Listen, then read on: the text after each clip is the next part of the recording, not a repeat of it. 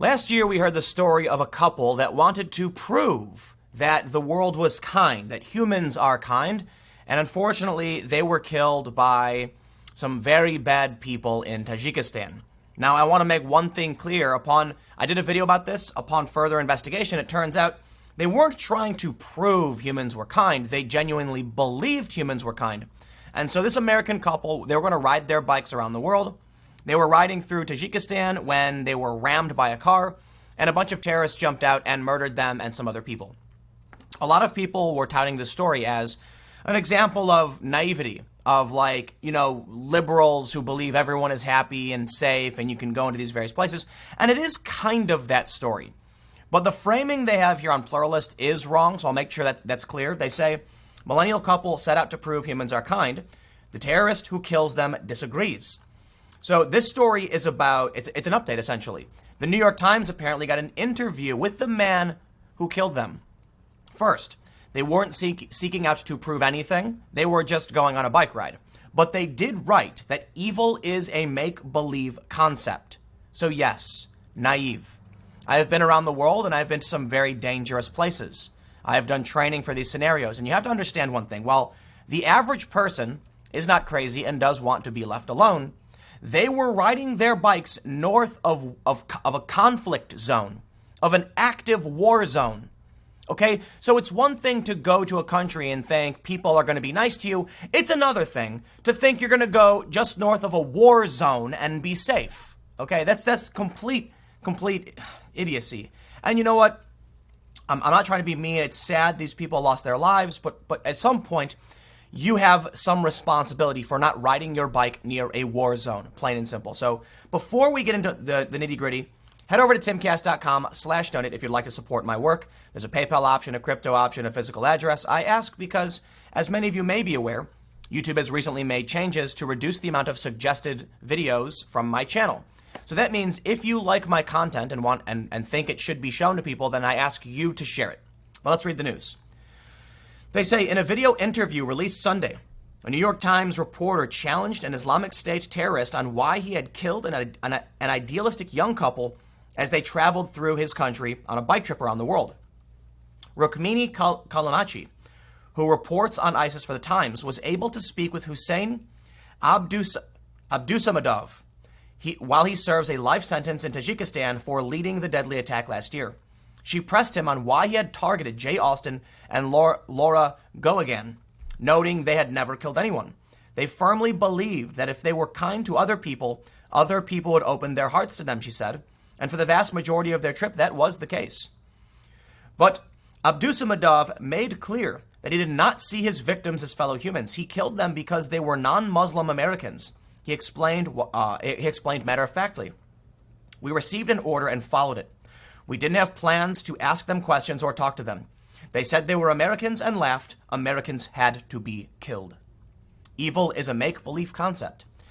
To make the trip of a lifetime, Austin and Lauren, both 29 years old, left behind lives and careers in Washington, D.C. Austin, a vegan, had worked for the U.S. Department of Housing and Urban Development. Geoghegan, sorry, I can't pronounce the name, a vegetarian, had worked in the Georgetown University Administration's office. As they biked across country after country, they shared their experiences and thoughts on Instagram and on a joint blog. Their posts captured the open-heartedness they wanted to embody and the acts of kindness reciprocated by strangers, Calamici said in an August eulogy of the couple. You read the papers, and you're led to believe that the world is a big, scary place, Austin wrote from Morocco. I don't buy it. Evil is a make-believe concept we've invented to deal with the complexities of fellow humans holding values and beliefs and perspectives different from our own. He continued, by and large, humans are kind, self-interested sometimes, myopic sometimes, but kind, generous, and wonderful and kind. Now, that's not wrong. I agree with that sentiment to an extent. Evil is not a make-believe concept, though I do believe it can be subjective. It's hard to know for sure. You have people who have a faith-based view of evil, and evil is a part of a religious worldview. It exists. For me, I think it's philosophical. But if I'm looking at this story, I would argue that the man who killed them was evil for one reason. He had no intention of doing anything to benefit himself, okay? You can call it the banality of evil, whatever you want to call it. In this circumstance, The man and his crew who attacked these cyclists didn't do anything to benefit themselves. It was literally just pointless killing of unrelated innocent people who had nothing to do with anything. So he goes on to explain, they were ordered to do it, and because Americans kill Muslims, they kill them back. That's not justification for anything. That is quite literally doing something that isn't self-interested, but it makes no sense. It is just causing harm to others for no reason. I think I made that clear, right? They say Austin and Gyo. Did they have to use? Okay, when they arrived in Tajikistan last July. I'm sorry, that last name I can't read. Just over a year into their trip, they were biking in southwest Tajikistan, a region that borders ISIS territory in northern Afghanistan. When a car rammed them, 5 men got out of the car and stabbed the couple to death along with 2 other cyclists, one from Switzerland and the other from the Netherlands. After the attack, which made international headlines, Tajikistani security forces quickly killed 4 of the perpetrators and arrested Abdusamadov.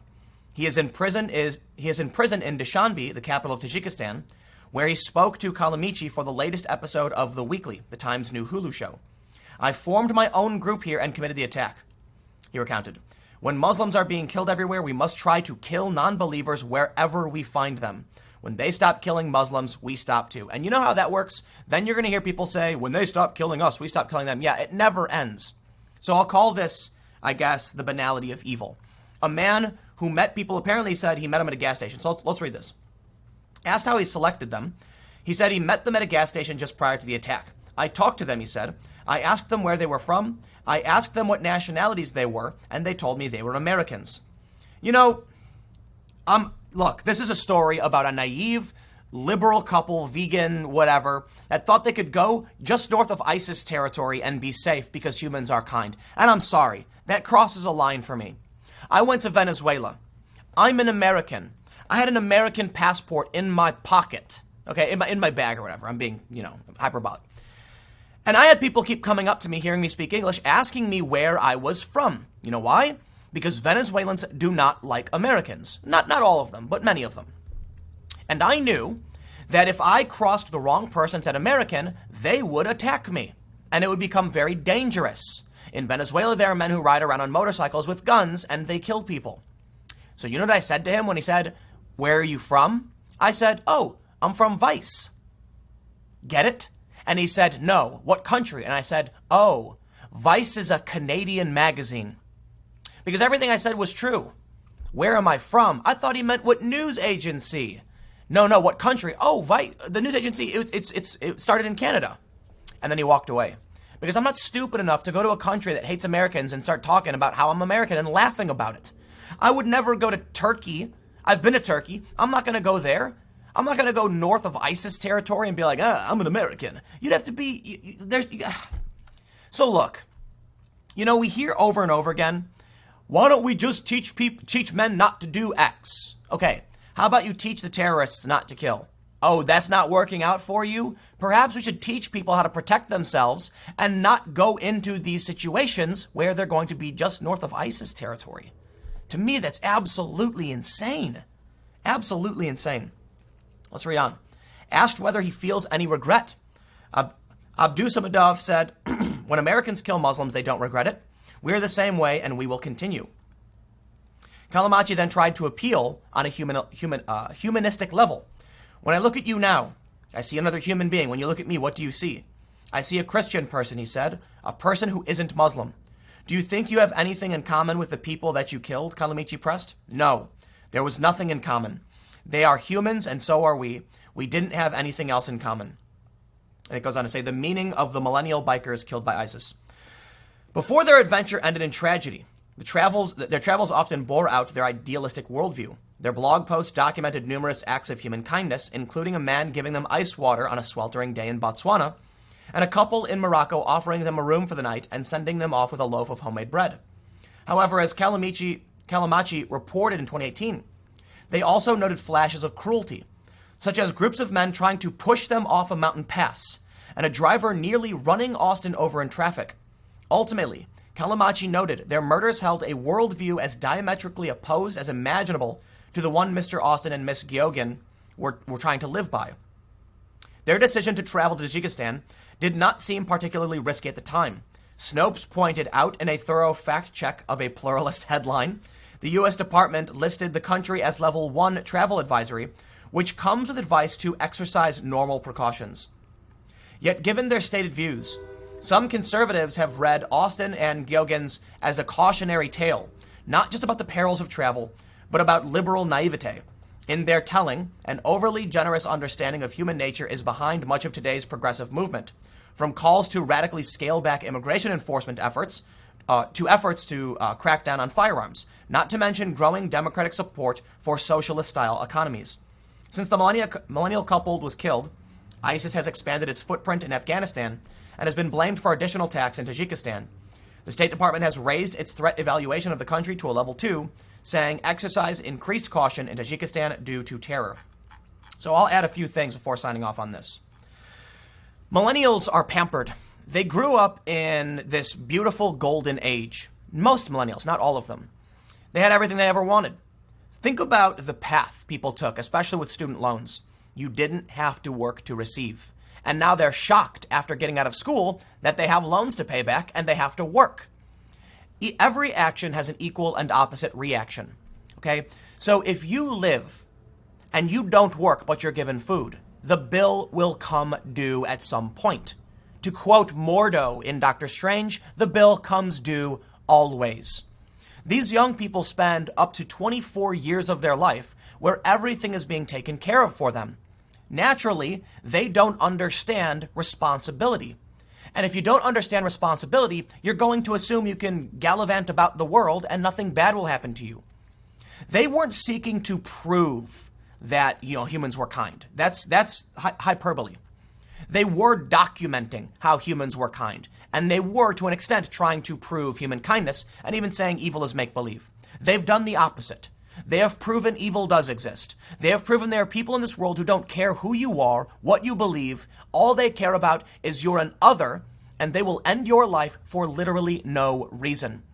Did this couple have anything to do with war? Of course not. Did this man who ended their lives stop and think about the ramifications of his action? Absolutely not. He said, I was given orders. I killed them. We've heard that before, and yes, that is called evil. Just following orders. And here we have a young, idealistic couple thinking they can just, travel and nothing bad will happen. I'm sorry. I was preparing a trip from New York to LA, and I was going to be by myself. So I looked into self-defense. Because even though I understand that most of my fellow Americans are good people, I recognize that sometimes people do bad things. You just don't know. And that's why people believe in the right to self-defense. Because you don't want to be in a situation where someone can just end your life in this way. I think, I wonder what would have happened. They were rammed, by a car. So I'm assuming, it's a horrifying story, they were on the ground and injured. But what if they did have some kind of self-defense? Could they have survived if they were armed? The answer is likely yes. The men, they were killed by knives. Imagine if they got hit. The guys ran out with knives, and they stood up and pointed a gun. I'm not a gun person. I don't own one. I'm just bringing up a point about self-defense and the disproportionate amount of power in certain in these kinds of circumstances. And when you see stories like this, it's not, I don't need to question why someone would want to own a weapon, especially a woman. You think about all of these stories, and this is what really blows my mind. The people who are for, gun control and, harsh litigation against, stopping a criminal, they live in big cities. You look at London, there's an old man, some guys broke into his house, so he stabbed him with, a knife or something, or it might have been a screwdriver, and he got arrested for it. This is a joke we hear time and time again. I can't remember which movie it was, but a guy, broke into his house, cut himself, and then sued the homeowner. These kinds of things exist. It's big cities with police departments that want to take away people's right to self-defense.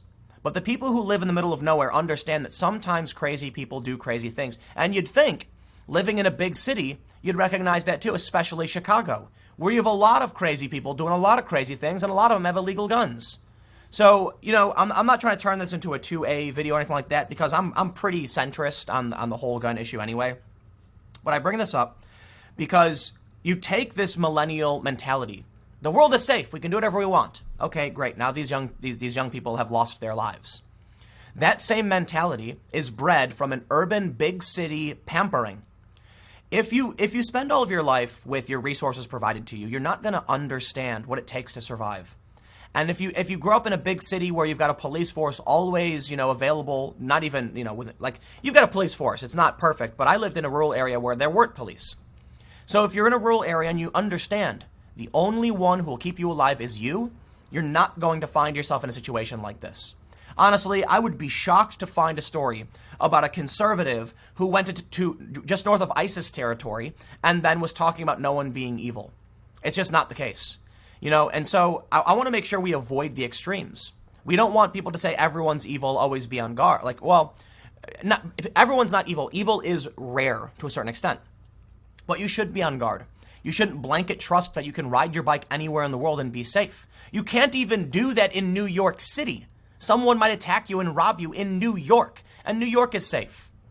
So if you think you can go to Tajikistan, north of ISIS territory, and you're going to be safe, you know what?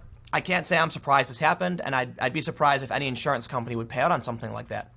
But it goes back to the mentality, I'll say it one more time, the mentality of urban liberals and progressives when they say, teach men not to X. Great. If we could convince, if criminals just needed to be told, hey, you can't do that, it's bad, and they stopped, we wouldn't have jails, we wouldn't have police, we wouldn't even have weapons. Because throughout history, you would literally be like, excuse me, man with sword, did you know it's wrong to hit someone with it and you shouldn't do it? And they would go, oh gosh, darn it, I'll put the sword down. That's not how the world works. Unfortunately, there are bad people out there who do bad things, and sometimes you need to teach people to protect themselves and not enter dangerous situations unless they understand the risks. So I'll say one more thing. Perhaps they did understand the risks. Fine. They acted like everything was great and happy, but they had people try to push them off a cliff. Maybe they should have realized they were entering really dangerous parts of the world. You know what? I'm not going to, I hate to rag on the dead because it's a tragic story, but I'll leave it there. Thanks for hanging out. Stick around. I got more segments coming up later today. The next will be at 1 p.m. youtube.com/TimCastNews, and I will see you all then.